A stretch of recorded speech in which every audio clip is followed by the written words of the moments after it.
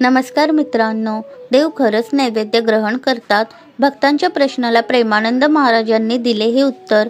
नमस्कार मित्रांनो, श्री स्वामी समर्थ. सोशल मीडियावर सध्या प्रेमानंद महाराजांचे अनेक व्हिडिओ प्रचंड मोठ्या प्रमाणात व्हायरल होताना आपल्याला दिसतात.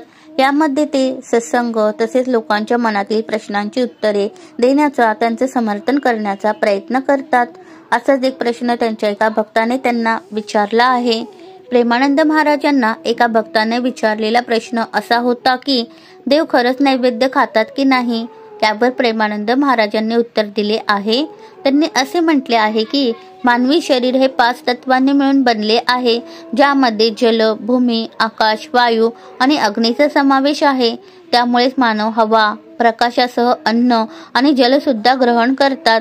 पण देव आपलं दैवत हे 3 प्रमुख तत्वांनी बनलं आहे. यामध्ये जल आणि पृथ्वीचा समावेश नसतो. त्यामुळे देव सरळ मार्गाने जल किंवा अन्न ग्रहण करत नाहीत. पण देवांचं शरीर हे वायुमय आणि प्रकाशमय आहे.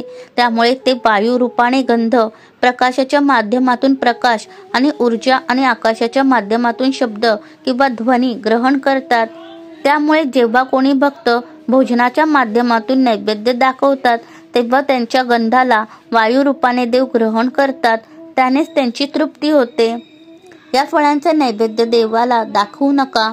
प्रेमानंद महाराज पुढे म्हणतात की देवाला नैवेद्यात कधीही कांदा, लसूण यांचा नैवेद्य दाखवू नये.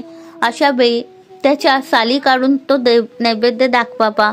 तसेच आंब्याचा नैवेद्य दाखवत असाल तर त्याच्याही साली काढून दाखवावा. तसेच ज्या फळांना बिया असतात अशा फळांचा नैवेद्य देवाला दाखवू नका. आपल्या सर्वांवरती स्वामी समर्थांची कृपादृष्टी सदैव राहो. व्हिडिओला लाईक, शेअर, सबस्क्राईब करायला विसरू नका. धन्यवाद. श्री स्वामी समर्थ. जय जय स्वामी समर्थ.